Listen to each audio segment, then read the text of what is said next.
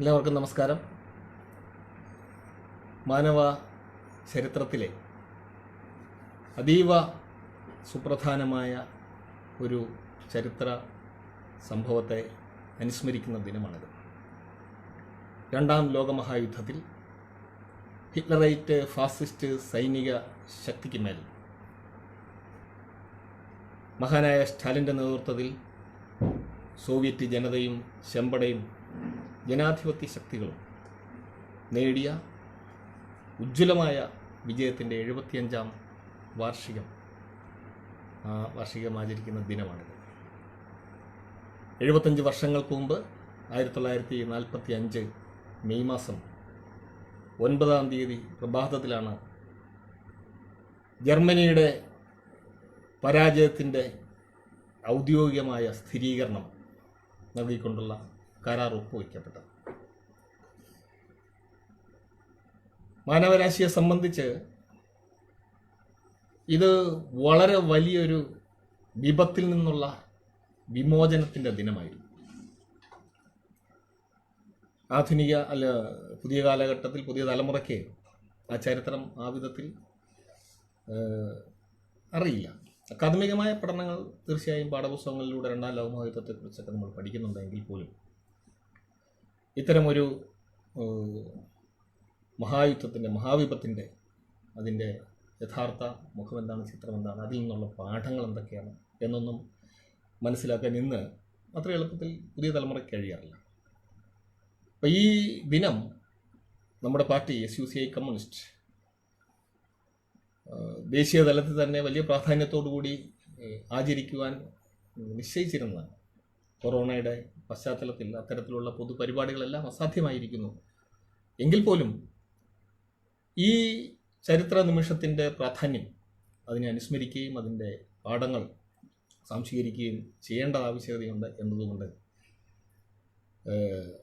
ഇവിടെ ഒരു സഖാവ് വി വേണുഗോപാലുമായി SUCI കമ്മ്യൂണിസ്റ്റ് പാർട്ടിയുടെ കേന്ദ്ര കമ്മിറ്റിയും സംസ്ഥാന സെക്രട്ടറിയുമായ സഖാവ് വി വേണുഗോപാലുമായി ഒരു ചർച്ച, ആ കാലഘട്ടത്തെക്കുറിച്ചുള്ള ചില സ്മരണകൾ അവതരിപ്പിക്കുന്നതിന് വേണ്ടി ഇവിടെ സംഘടിപ്പിക്കുക. ഞാനൊരു ചോദ്യത്തിലേക്ക് നേരിട്ട് വരാം. രണ്ടാം ലോകമഹായുദ്ധത്തിൽ ഫാസിസത്തെ സൈനികമായാണ് പരാജയപ്പെടുത്തിയത്. തീർച്ചയായും ഹിറ്റ്ലറുടെ ഫാസിസ്റ്റ് സൈന്യം അതിദയനീയമായ പരാജയം ഏറ്റുവാങ്ങി. ഹിറ്റ്ലറുടെ മാത്രമല്ല, അന്ന് ഫാസിസത്തിൻ്റെ പതാക ഉയർത്തിയ എല്ലാ മുതലാളിത്ത രാജ്യങ്ങളും ആ പരാജയത്തിൽ പതിക്കുകയുണ്ടായി. ജനാധിപത്യ ശക്തികളും കമ്മ്യൂണിസ്റ്റുകാരും തൊഴിലാളികളും എല്ലാം ലോകമെമ്പാടും ഈ വിജയത്തെ വളരെ സന്തോഷപൂർവ്വം ആഹ്ലാദപൂർവ്വം കാണുകയും ചെയ്യുന്നുണ്ട്. പക്ഷെ സൈനികമായ പരാജയത്തോടെ ഫാസിസം ലോകത്ത് യഥാർത്ഥത്തിൽ അസ്തമിക്കുകയല്ല ഉണ്ടായിട്ടുള്ളത്. നമുക്കിന്നും നമ്മുടെ രാജ്യത്തും ഫാസിസ്റ്റ് പ്രവണതകൾ, നമ്മുടെ രാജ്യത്ത് മാത്രമല്ല, ലോകത്ത് ഒട്ടുമിക്ക രാജ്യങ്ങളിൽ മുതലാളിത്തം നിലനിൽക്കുന്നിടത്തൊക്കെ ഇത് കാണാൻ കഴിയുന്നുണ്ട്. അപ്പോൾ ഈ വിഷയത്തെക്കുറിച്ച് സാറിന് എന്താണ് പറയാനുള്ളത്? ഫാസിസം ഒരു സൈനിക പ്രതിഭാസം മാത്രമല്ല എന്ന് സഖാവ് ബിജു പറഞ്ഞത് വളരെ വളരെ ശരിയാണ്. എന്ന് മാത്രമല്ല, അത് കേവലമായ ചില ഭീകര ക്രൂര നടപടികൾ ചില മനുഷ്യരിൽ നിന്നുണ്ടാകുമ്പോൾ അതിനെ വിളിക്കുന്ന പേരുമല്ല. മറിച്ച് ഫാസിസം എന്ന് പറയുന്നത് സത്യത്തിൽ ചരിത്രനിയതമായ ഒരു പ്രതിഭാസമാണ്. ചരിത്രത്തിൽ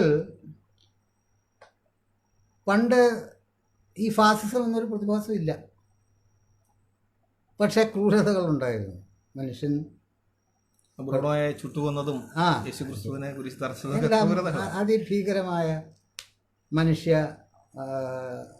പ്രവൃത്തികൾ ഉണ്ടായിട്ടുണ്ട്. മനുഷ്യനും തമ്മിലുള്ള സംഘടനകൾ നടന്നിട്ടുണ്ട്, യുദ്ധങ്ങളും ഉണ്ടായിട്ടുണ്ട്. പക്ഷേ ഫാസിസം എന്താണ്? ഫാസിസം ഒരു ആധുനിക പ്രതിഭാസമാണ്. ആധുനിക പ്രതിഭാസം എന്ന് പറഞ്ഞാൽ നാടുവാഴ്ത്ത കാലഘട്ടത്തിൽ നിന്ന്, രാജവാഴ്ചയിൽ നിന്ന് ജനാധിപത്യം ഉദയം ചെയ്ത് ആ ജനാധിപത്യ വാഴ്ചയുടെ അടിസ്ഥാനത്തിൽ മുതലാളിത്ത സമ്പദ്ക്രമം ലോകത്ത് ഉടലെടുത്തതിന് ശേഷം ആ മുതലാളിത്തത്തിൻ്റെ പുരോഗതിയിൽ സംഭവിക്കുന്ന ചില രൂക്ഷമായ പ്രശ്നങ്ങൾക്ക് പ്രതികരണമെന്നോണം ചരിത്രത്തിൽ സംഭവിക്കുന്ന പ്രതിഭാസമാണ് ഫാസിസം. അപ്പോൾ അതുകൊണ്ട് ഫാസിസം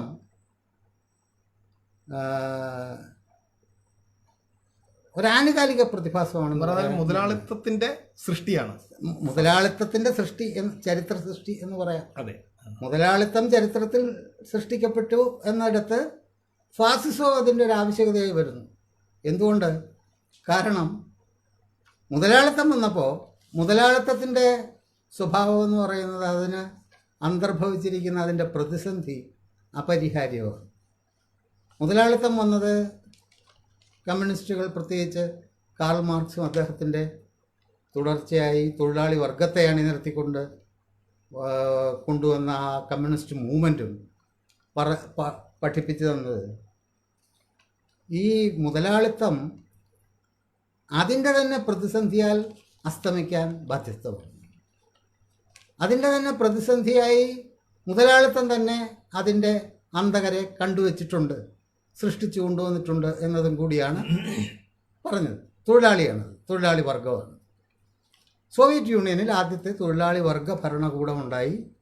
മുതലാളിത്തത്തെക്കാൾ ഒരു പടി കൂടി കടന്ന ഒരു സാമൂഹ്യ വ്യവസ്ഥയും ഉണ്ടായി, സോഷ്യലിസം. അതൊരു പുതിയ സാഹചര്യമായിരുന്നു. ആ സാഹചര്യത്തിൽ പക്ഷേ യൂറോപ്പിൽ തന്നെയുള്ള മറ്റൊരു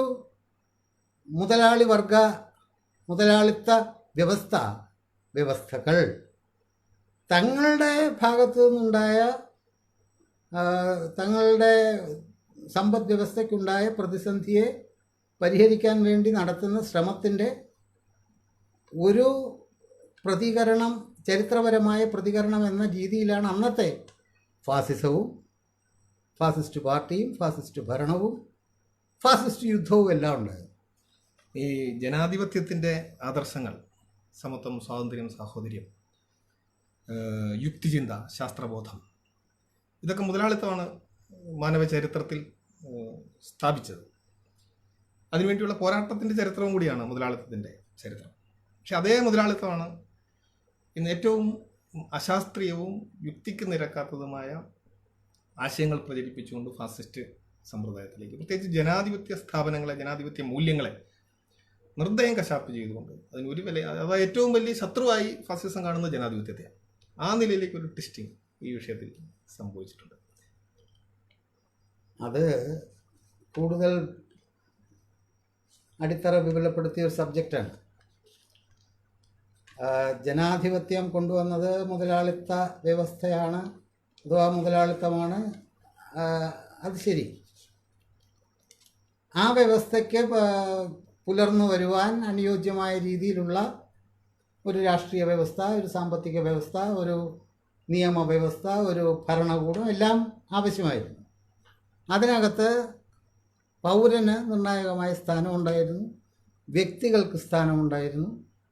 അതുകൊണ്ട്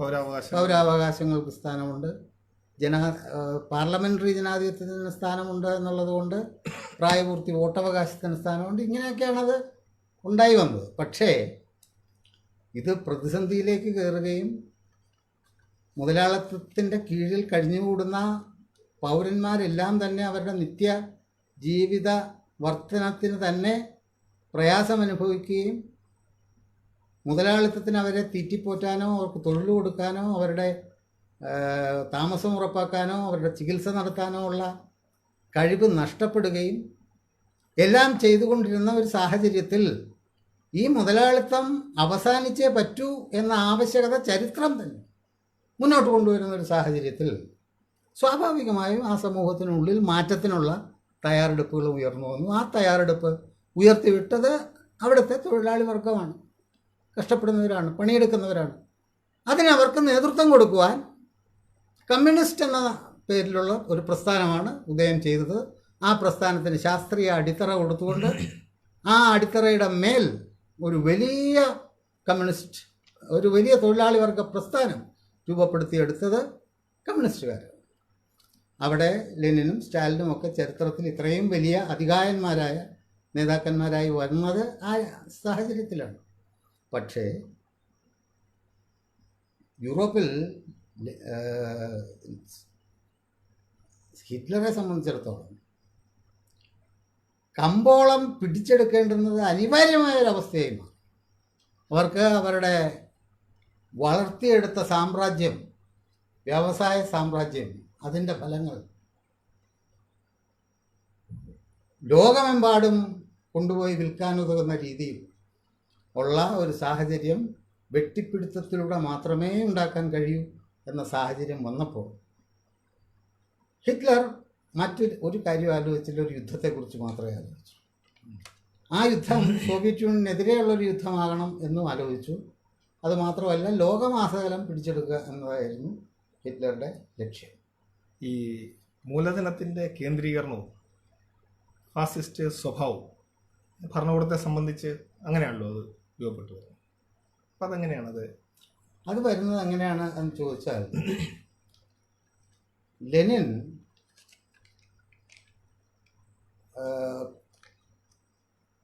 മുതലാളിത്തത്തിൻ്റെ രൂപാന്തരങ്ങൾ ചൂണ്ടിക്കാണിച്ചിട്ടുണ്ട് സൈദ്ധാന്തികമായി. എന്താണ് മുതലാളിത്തം? സ്വതന്ത്ര മുതലാളിത്തമായി അധികം കാലം നിലനിൽക്കില്ല. ആദ്യം മത്സരാധിഷ്ഠിതമായി സ്വതന്ത്ര വിപണിയെ ആശ്രയിച്ചത് നിന്നെങ്കിലും പതുക്കെ മുതലാളിത്തം കുത്തകയിലേക്ക് പരിണമിച്ചു ചെന്നു. അധികം മുതലാളിമാരില്ല, ചെറിയ മുതലാളിമാരെ വലിയ മുതലാളിമാർ വിഴുങ്ങി.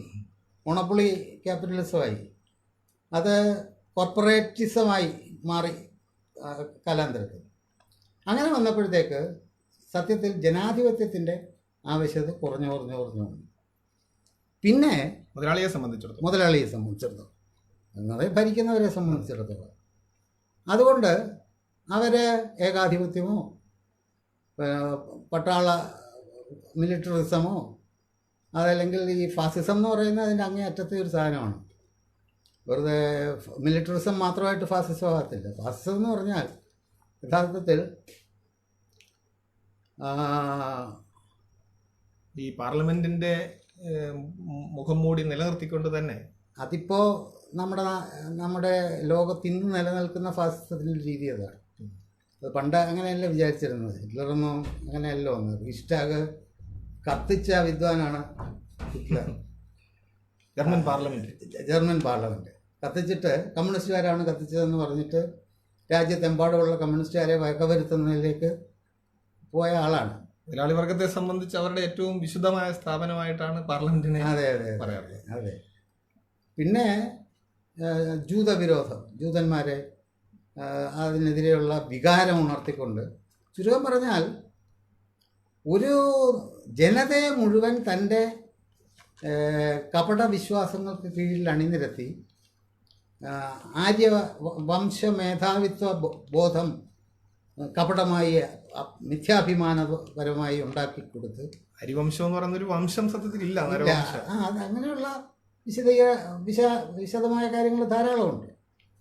എന്തായാലും ലോകം കാൽക്കീഴിൽ കൊണ്ടുവരിക, ലോകം മുഴുവൻ തങ്ങളുടേത്, നീല രക്തമുള്ള ആര്യന്മാരുടെ, ജർമ്മൻകാരുടെ, ഇങ്ങനെ തയ്യാറെടുത്തുകൊണ്ടിരിക്കുമ്പോൾ മറുഭാഗത്ത് ലോകത്ത് ഏറ്റവും അധികം ഈ തയ്യാറെടുപ്പുകളിൽ ഉത്കണ്ഠ പൂണ്ടിരുന്നത് സോവിയറ്റ് യൂണിയൻ തന്നെ.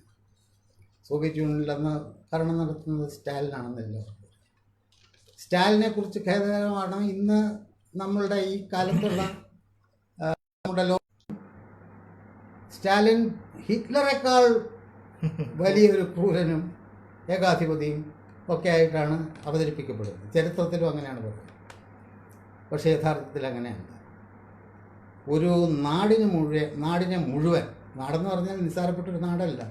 സോവിയറ്റ് യൂണിയൻ എന്ന് പറയുന്ന റഷ്യയും ആ വൻകരയിലുണ്ടായിരുന്ന നിരവധി മേഖലകളെ ഒത്തൊരുമിപ്പിച്ചുകൊണ്ട് ഒരു വലിയ സോവിയറ്റ് ഫെഡറേഷൻ ഉണ്ടാക്കി ആ രാജ്യങ്ങളിലെ മുഴുവൻ ആൾക്കാരെയും ഒരുമിച്ച് ചേർത്ത് നിർത്തി ഒരു വലിയ സന്നാഹത്തോടെ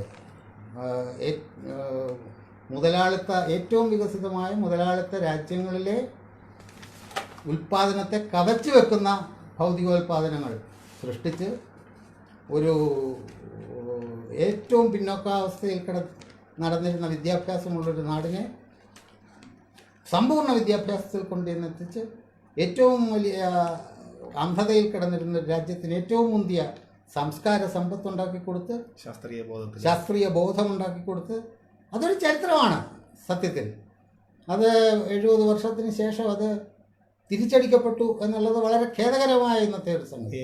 സോവിയറ്റ് യൂണിയനിൽ ഈ പറയുന്ന രീതി ശാസ്ത്രവും യുക്തിചിന്തയും വിദ്യാഭ്യാസവും ഫ്ലറിഷ് ചെയ്യുമ്പോൾ ജർമ്മനിയിൽ നേരെ തിരിച്ചാണ് സംഗതി. അവർ ആര്യവംശ മേധാവിത്വത്തിലും അവർക്ക് പണി മാത്രം അറിയാൻ, പണിയാൻ, ഫാക്ടറികളിൽ പോയി സാങ്കേതികമായി പണിയാൻ മാത്രം അറിയാം. അത് ഫാസിസത്തിൻ്റെ ഒരു രീതിയാണെന്ന് പിന്നീട് പിൽക്കാലത്ത് ഫാസിസത്തെ വിശദീകരിച്ചു സഖാവ് ശിവദാസ് ഘോഷ് വ്യക്തമാക്കുന്നു. എന്തായാലും ഈ സഖാവ് സ്റ്റാലിൻ ഫാസിസത്തിൻ്റെ തിരപ്പുറപ്പാട് 30കളുടെ ആദ്യം കണ്ടപ്പോൾ തന്നെ അതിനെ ചെറുക്കാൻ വേണ്ടിയുള്ള തയ്യാറെടുപ്പ് തുടങ്ങിയിരുന്നു സോവിയറ്റ് യൂണിയൻ. സോഷ്യലിസ്റ്റ് വ്യവസ്ഥ നിലനിൽക്കുന്ന സോവിയറ്റ് യൂണിയൻ ആണ് ഫാസിസ്റ്റുകളുടെ ആദ്യ ടാർഗറ്റ് എന്ന് അദ്ദേഹത്തിന് വളരെ ബോധ്യമുണ്ടായിരുന്നു. പക്ഷെ അദ്ദേഹം അതിനെതിരെയുള്ള തയ്യാറെടുപ്പ് നടത്തിയത് ജനങ്ങളെ ആകമാനം അണിനിരത്തുക എന്ന് പറഞ്ഞാൽ അവരുടെ ഐക്യത്തിൽ, അവരുടെ ദേശാഭിമാന ബോധത്തിൽ, അവരുടെ സാമൂഹിക ബോധത്തിൽ, അവരുടെ വിദ്യാസമ്പന്നമായ അവസ്ഥയിൽ, അറിവിൽ എല്ലാം ഒത്തൊരുമിപ്പിച്ച് നിർത്തിക്കൊണ്ട് അദ്ദേഹം ഹിറ്റ്ലർ വരുമ്പോൾ തയ്യാറെടുക്കാൻ വേണ്ടി സോവിയറ്റ് ജനതയെ പരിശീലിപ്പിച്ചു. പക്ഷേ ഈ ജനങ്ങളും സൈന്യവും എല്ലാം ഒന്നായി മാറിയ ഇവിടുത്തെ യുദ്ധം ജനകീയ യുദ്ധമാണ്. അങ്ങനെ ഒരു ചരിത്രം വേറെ ലോകത്തിൽ ചരിത്രമുണ്ട്. ജനകീയ യുദ്ധം എന്ന് പറഞ്ഞാൽ ചെമ്പട ഉണ്ട്, വൻപടയാണ്. അതിൻ്റെ ആഘാതത്തെ വെല്ലാൻ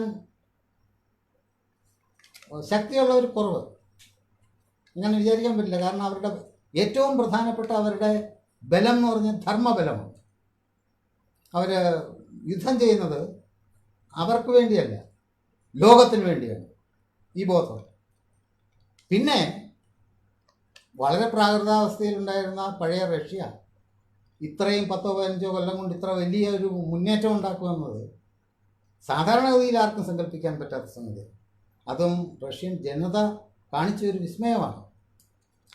എന്തായാലും ഇത് മാത്രമല്ല, അകത്തുള്ള തയ്യാറെടുപ്പ് മാത്രമല്ല, സ്റ്റാലിൻ ജനാധിപത്യ രാഷ്ട്രങ്ങളോടെല്ലാം അഭ്യർത്ഥിക്കുക മാത്രമല്ല, അവരെ എല്ലാം ഒരു കുടക്കീഴിൽ അണിനിരത്താനുള്ള പരിശ്രമങ്ങളും തുടങ്ങി. അമേരിക്കൻ ജനാധിപത്യത്തോട് അഭ്യർത്ഥിച്ചു, ഇംഗ്ലണ്ടിലെ ജനാധിപത്യത്തോട് അഭ്യർത്ഥിച്ചു, യൂറോപ്പിലെ മറ്റ് ഫാസിസ്റ്റുകളല്ലാത്ത രാഷ്ട്രങ്ങളോട് അഭ്യർത്ഥിച്ചു. നമുക്ക് ഒരുമിച്ച് നിൽക്കുക, ഈ വിപത്തിനെ ചെറുക്കാൻ.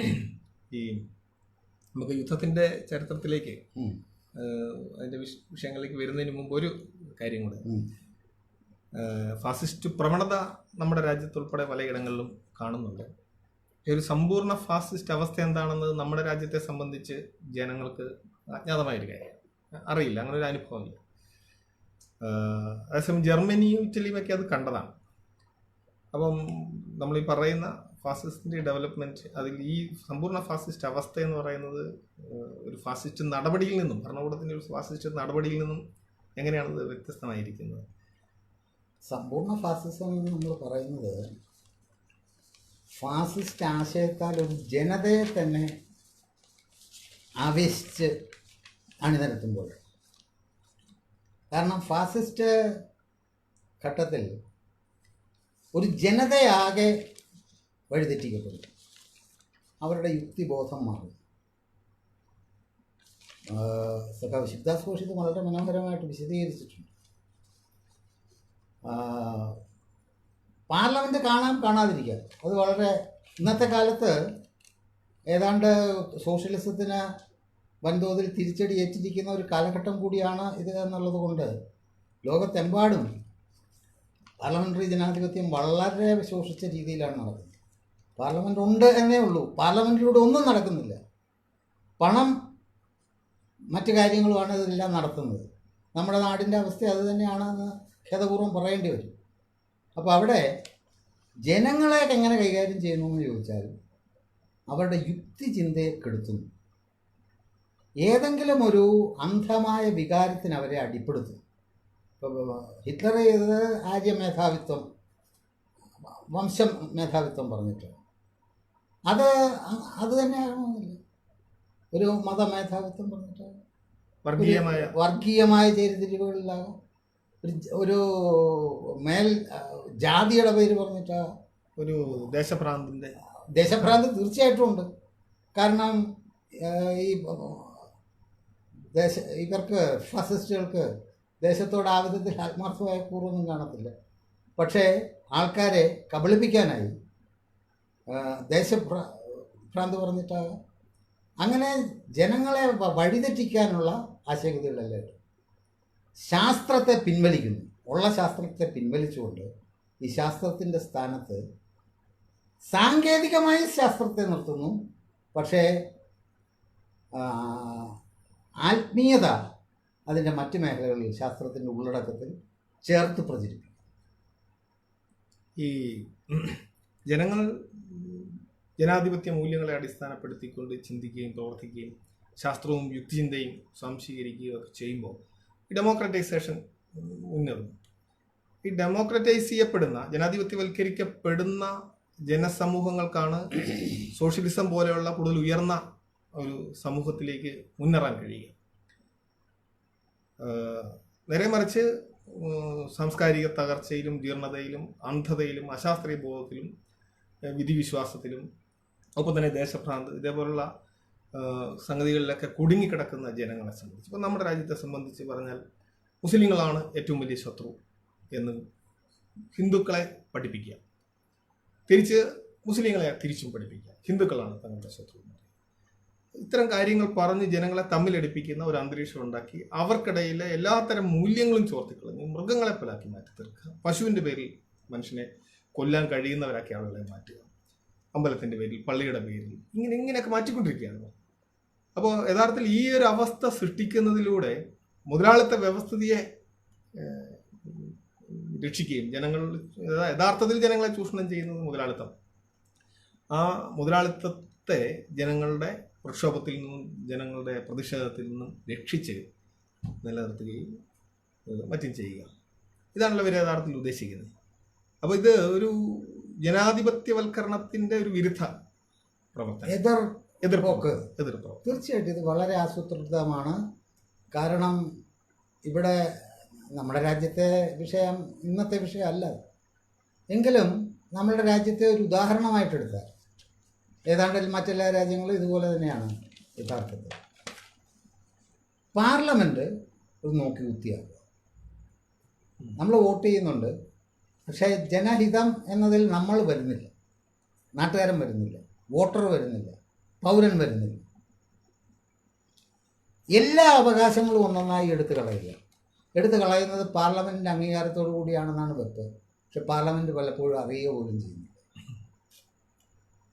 ഇപ്പോൾ തന്നെ നമ്മുടെ നാട്ടിൽ നടക്കുന്ന തൊഴിലാളികളുടെ അവകാശങ്ങളെ സംബന്ധിക്കുന്ന 19 നിയമം എടുത്തു കളഞ്ഞിട്ട് 3-4 കോഡിലത് ഒതുക്കി. ഇപ്പോൾ തൊഴിലാളി വർഗത്തിന് യാതൊരു അവകാശങ്ങളും ഇല്ല. ഇങ്ങനെയുള്ള സൂത്രപ്പണികൾ അവർ ചെയ്തുകൊണ്ടേയിരിക്കും. ഈ സൂത്രപ്പണികൾ എന്തിനു ചെയ്യുന്നു എന്ന് ചോദിച്ചാൽ ഇന്നത്തെ മുതലാളി വർഗത്തിന് അത് ആവശ്യമില്ല. അവർ അതീവ പ്രതിസന്ധിയിലാണ്. അതിരൂക്ഷമായ ചൂഷണമാണ് അവരുടെ ലക്ഷ്യം. അവർ തന്നെ രാജ്യത്തെ കൊള്ളയടിക്കുകയാണ്.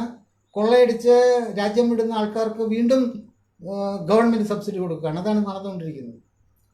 അപ്പോൾ പാർലമെൻറ്റ് ഒരു വെറും നോക്കുകുത്തിയാണ്. പാർലമെൻറ്റ് ഉണ്ടോ ഇല്ലയോ എന്നുള്ളത് പ്രസക്തമേ അല്ല. അതുപോലെ തന്നെ പ്രതിഷേധത്തിനുള്ള വകുപ്പുകൾ വളരെ വളരെ കുറഞ്ഞുകൊണ്ടേയിരിക്കുന്നു. ഒന്നും പ്രതിഷേധത്തിന് ഒരുങ്ങാനേ പറ്റില്ല. ജനാധിപത്യമുണ്ട്, പ്രതിഷേധിക്കാൻ അവകാശമുണ്ട് എന്ന് പറയാം. പക്ഷേ പ്രതിഷേധിക്കാൻ വരുമ്പോൾ അവരെ മൃഗീയമായി കൈകാര്യം ചെയ്യും. ജനങ്ങളെ കൊണ്ട് തന്നെ കൈകാര്യം ചെയ്യിക്കുന്നുണ്ട്, ഭരണകൂടം കൈകാര്യം ചെയ്യുന്നു. അപ്പം ഈ രീതിയിൽ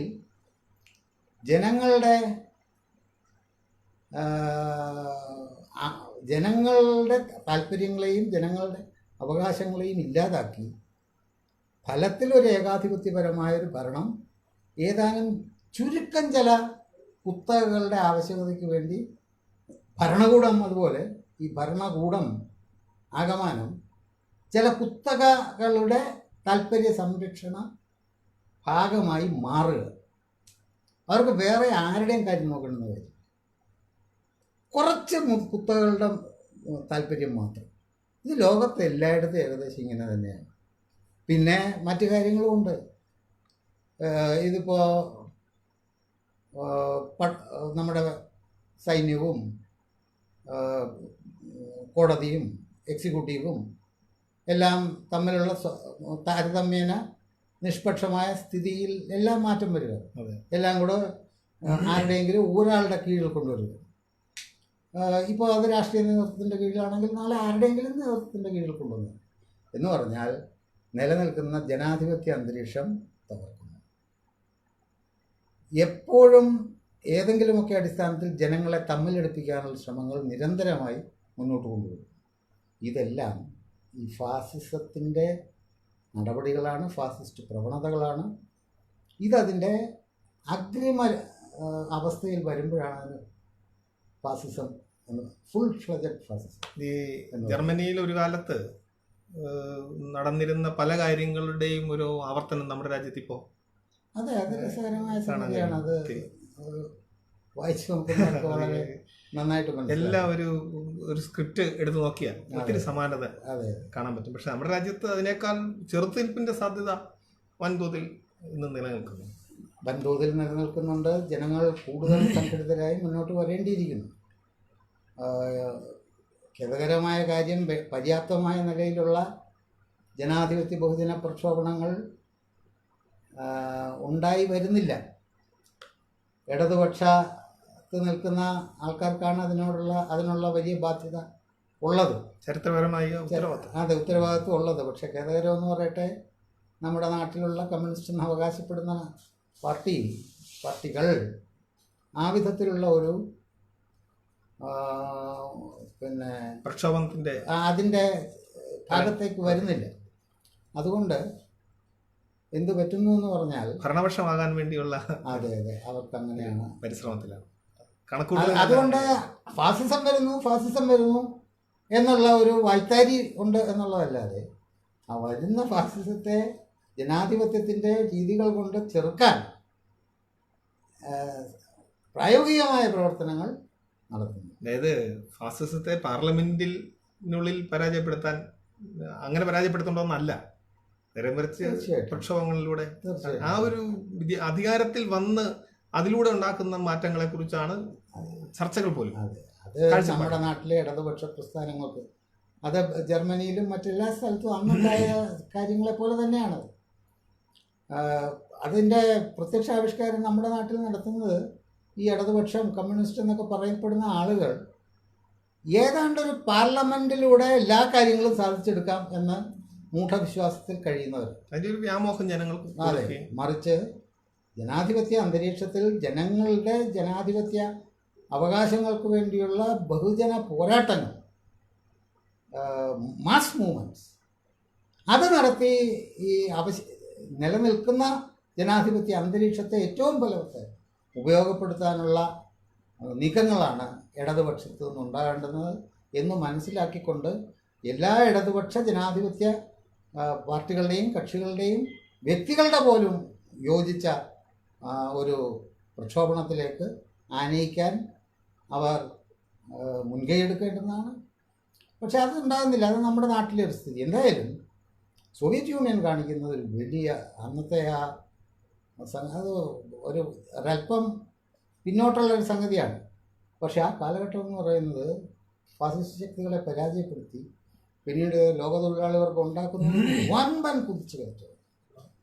പക്ഷേ പിന്നീട് ആ കുതിച്ചുകയറ്റം പല ചരിത്ര കാരണങ്ങളാൽ തിരിച്ചടിക്കപ്പെട്ടു. വീണ്ടും മുതലാളിത്തം അതിൻ്റെ പ്രതിസന്ധികളിൽ പെട്ടുഴലുന്ന കാഴ്ചയാണ് കാണുന്നത്. അപ്പോൾ ആ മുതലാളിത്തത്തെ നമുക്ക് മാറ്റി സമൂഹത്തിന് മുന്നോട്ട് പോകാനുള്ള മാർഗം ഉണ്ടാക്കി കൊടുക്കണം. ഇപ്പോൾ നമ്മൾ ഇതിൻ്റെ 75-ാം വാർഷികത്തിൻ്റെ സന്ദർഭത്തിൽ യഥാർത്ഥത്തിൽ അന്ന് ചരിത്രത്തിൽ ഇത്തരം ചോദ്യങ്ങൾക്ക് വലിയ പ്രസക്തിയില്ല എങ്കിൽ പോലും ആ പോരാട്ടത്തിൻ്റെ പ്രാധാന്യം മനസ്സിലാക്കാൻ വേണ്ടിയാണ് ഞാൻ ചോദിക്കുന്നത്. യഥാർത്ഥത്തിൽ സോവിയറ്റ് യൂണിയൻ ആ യുദ്ധത്തിൽ വിജയിക്കുന്നില്ലായിരുന്നെങ്കിൽ, ഹിറ്റ്ലറായിരുന്നു, ജർമ്മനിയാണ് വിജയിച്ചിരുന്നെങ്കിൽ ലോകം എങ്ങനെയായിരിക്കും? അതിനെ ലോകം ഇങ്ങനെയൊന്നും ആയിരിക്കില്ല ആയിരിക്കുന്നത്. അതുകൊണ്ട് എന്തായാലും അങ്ങനെ നമുക്ക് സാങ്കല്പികമായി ചിന്തിക്കണ്ട. പക്ഷേ വന്നിരിക്കുന്ന സംഗതി എന്ന് പറഞ്ഞാൽ അന്ന് സോവിയറ്റ് യൂണിയൻ മുൻനിരയിൽ നിന്ന് ഫാസിസത്തെ പരാജയപ്പെടുത്തി. അതിനകത്ത് തൊഴിലാളി വർഗത്തിന് വമ്പൻ പങ്കുണ്ട്, റഷ്യൻ ജനതയ്ക്ക് അതിഗംഭീരമായ പങ്കുണ്ട്, അവരുടെ ത്യാഗങ്ങളുണ്ട്, ലോകത്തെമ്പാടുമുള്ള ജനാധിപത്യ ശക്തികൾക്ക് പങ്കുണ്ട്, ലോക ജനതയ്ക്ക് പങ്കുണ്ട്. അങ്ങനെയാണത് വന്നത്. ഇത് നിസ്സാരപ്പെട്ടൊരു സംഗതിയല്ല. പക്ഷേ ഇന്ന് ആ സോഷ്യലിസം തിരിച്ചടിക്കപ്പെട്ടിരിക്കുന്ന ഘട്ടത്തിൽ ഇതേ മുതലാളിത്തം, അത് ഒരു ജർമ്മനിയിലെ മുതലാളിത്തമല്ല, ലോകമെമ്പാടും മുതലാളിത്തം പ്രതിസന്ധിയിലാണ്. അന്നത്തതിനേക്കാൾ തീവ്രമായ രൂക്ഷമായ പ്രതിസന്ധി. അതുകൊണ്ട് ജനജീവിതവും തത്തുല്യമായ പ്രതിസന്ധി. ഇന്ന് ഈ നിലനിൽക്കുന്ന പ്രതിസന്ധിക്ക് പരിഹാരം കാണാനാവാതെ അലയുന്ന ആ മുതലാളിത്തത്തിനെ എന്താണ് പറയുന്നത്, അതിനെ ചെറുക്കാൻ, അതിനെ പരാജയപ്പെടുത്താൻ ഉള്ള തൊഴിലാളി വർഗ ജനകീയ മുന്നേറ്റങ്ങളുടെ ആവശ്യകത ഏറ്റവും അധികം ഉള്ള ഒരു സമയമാണ്. അതല്ലെങ്കിൽ ഈ ഫാസിസം ഇന്ന് എല്ലായിടത്തും ഒരു പ്രവണതയാണ്. പക്ഷേ ആ പ്രവണത ഒരു പ്രത്യക്ഷ അതിക്രമമായി വരാനുള്ള സാധ്യതകൾ ഉണ്ട്. പക്ഷേ ഇന്നത്തെ അവസ്ഥ, ലോകമെമ്പാടുമുള്ള നമ്മളുടെ മുന്നേറ്റങ്ങൾ കാണുമ്പോൾ, ലോകാവസ്ഥ കാണുമ്പോൾ, ലോകത്തെ എല്ലായിടത്തും തൊഴിലാളി വർഗവും ജനങ്ങളും പല രീതിയിലുള്ള സംഘടിത നീക്കങ്ങൾ നടത്തിക്കൊണ്ടിരിക്കുകയാണ് എന്ന കാര്യം വളരെ ആശ്വാസകരമാണ്. യൂറോപ്പ് ആകെ തിളച്ചു മറിയുന്നു, അമേരിക്ക തിളച്ചു മറിയുന്നു, ലാറ്റിൻ അമേരിക്ക തിളച്ചു മറിയുന്നു, പലതരത്തിലുള്ള നമ്മുടെ രാജ്യത്തും കൊറോണ വരുന്നതിന് തൊട്ട് അതെ ഇന്ത്യയിലും പ്രതിഷേധത്തിൻ്റെ അലയടി എല്ലായിടത്തും. അത് നമുക്ക് പ്രതീക്ഷ നൽകുന്നു.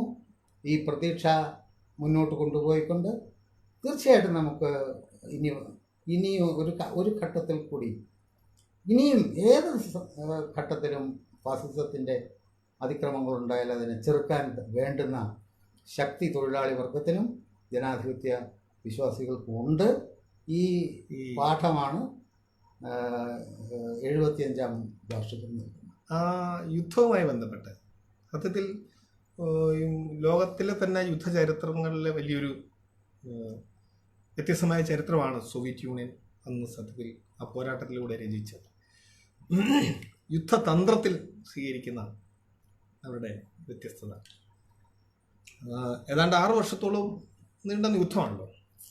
1939 ജൂൺ മാസം 1-ാം തീയതി 5:45 പോളണ്ടിനെ ആക്രമിച്ചുകൊണ്ട് ജർമ്മനി പടയോട്ടം തുടങ്ങുന്നത്.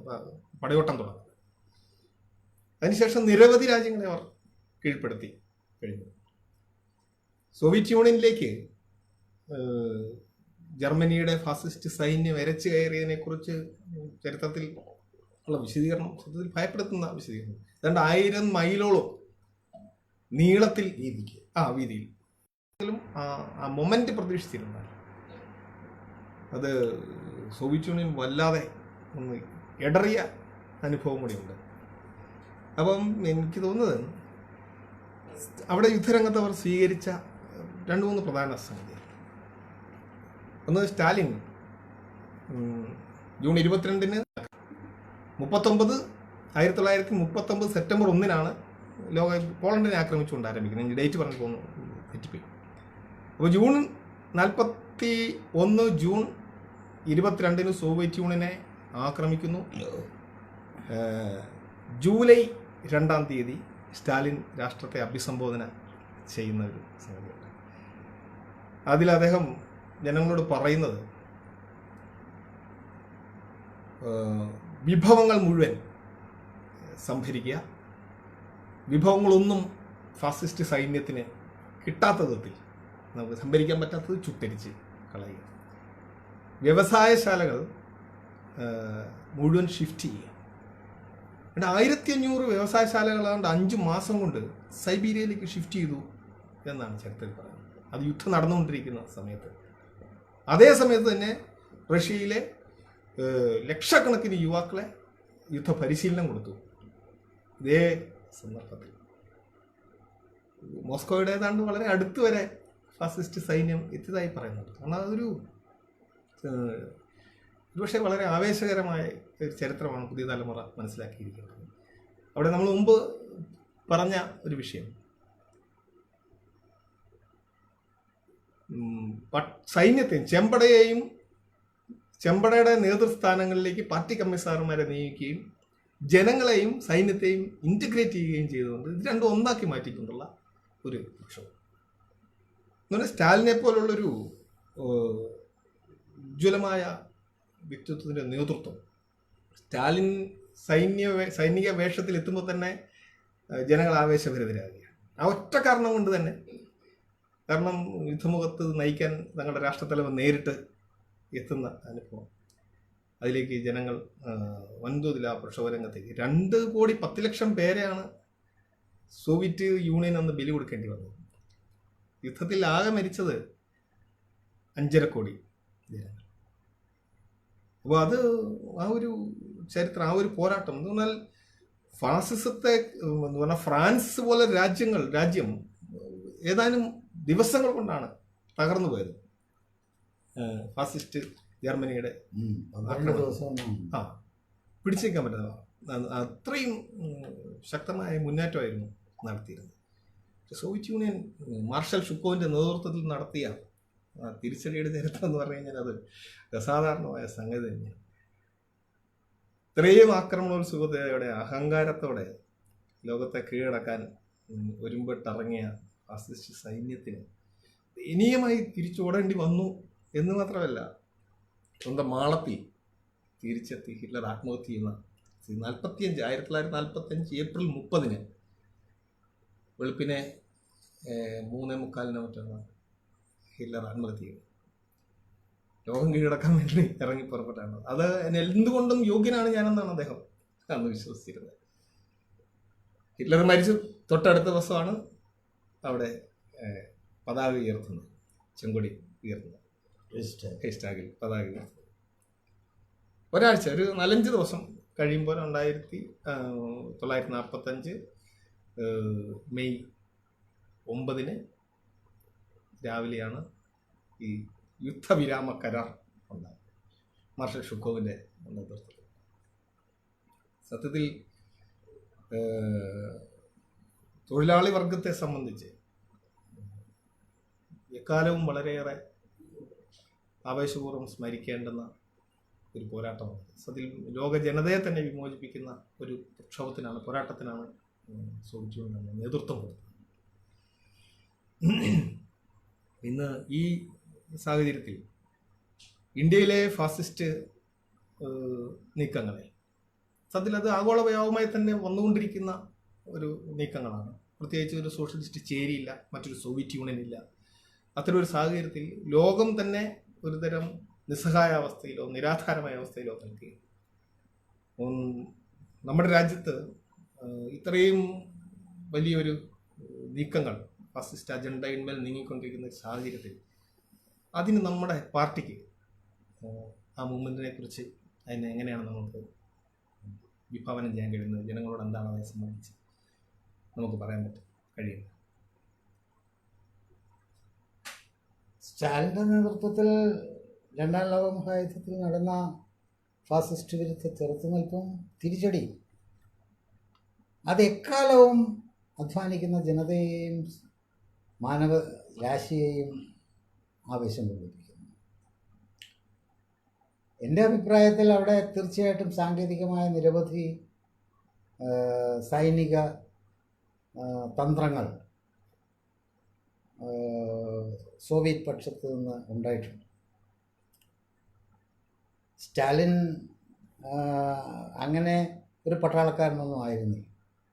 പക്ഷെ അദ്ദേഹത്തിൻ്റെ ജനങ്ങളോടുള്ള തീവ്രമായ കടപ്പാടും സ്നേഹവും ജീവിതത്തിൻ്റെ സമർപ്പണ ബോധവും എല്ലാം ഏതൊരു വിഷയവും ആഴത്തിൽ പഠിക്കാൻ അദ്ദേഹത്തെ പ്രേരിപ്പിച്ചു. സ്റ്റാലിൻ്റെ മകനും യുദ്ധത്തിൽ കൊല്ലപ്പെടുന്നില്ല. അതെ, അങ്ങനെയുള്ള ധാരാളം കാര്യങ്ങളുണ്ടായിരുന്നു. പക്ഷേ ഏറ്റവും പ്രധാനപ്പെട്ട കാര്യം സോവിയറ്റ് ജനത ഒന്നടങ്കം ഒറ്റക്കെട്ടായി നിന്നു എന്നുള്ളതാണ്. പിതൃഭൂമിക്ക് വേണ്ടി ഒറ്റക്കെട്ടായി നിന്നു. ഇത് ഫാസിസ്റ്റുകളും ഗണിച്ചില്ല. അവരും ബ്ലിറ്റ്സ് ക്രീക്ക് തന്ത്രവുമായിട്ട് വന്നപ്പോൾ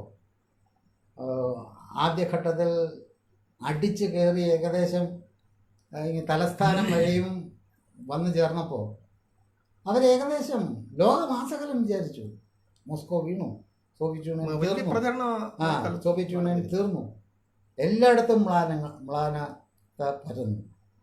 പക്ഷെ അവിടെ നിന്നാണ് തിരിച്ചടി ഉണ്ടായത്. അതായത് അത് നമുക്ക് പഠിക്കേണ്ടുന്നൊരു പാഠം. അത് അന്യായങ്ങൾക്കെതിരെയുള്ള പോരാട്ടത്തിൽ ജനങ്ങൾ പ്രദർശിപ്പിക്കുന്ന വീറും വാശിയും സത്യസന്ധതയും ത്യാഗബുദ്ധിയും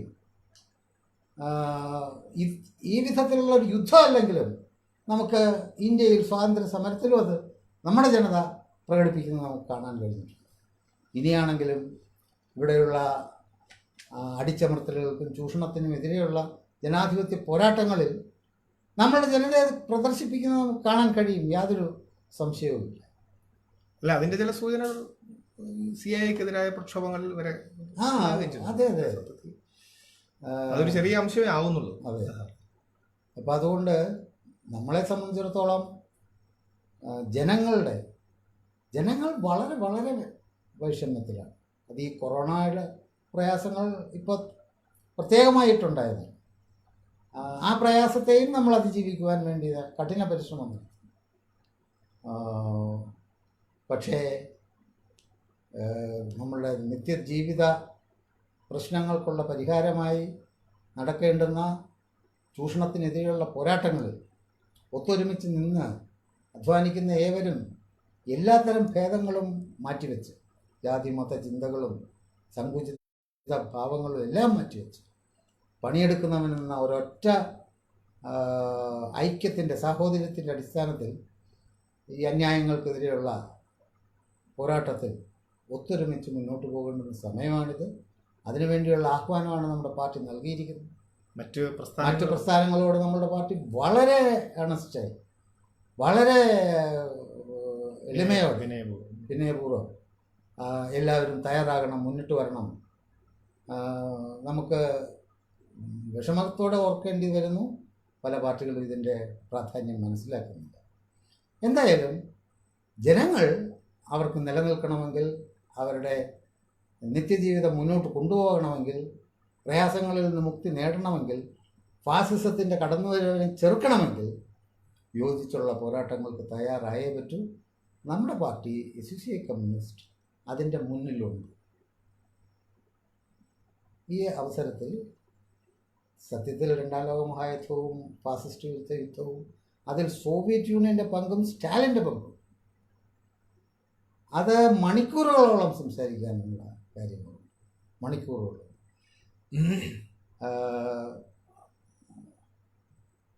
പിന്നീട് സ്റ്റാലിൻ ഇപ്പോൾ വളരെ വികൃതമായി ചിത്രീകരിക്കപ്പെടുന്നൊരു ചരിത്ര പുരുഷനാണ്.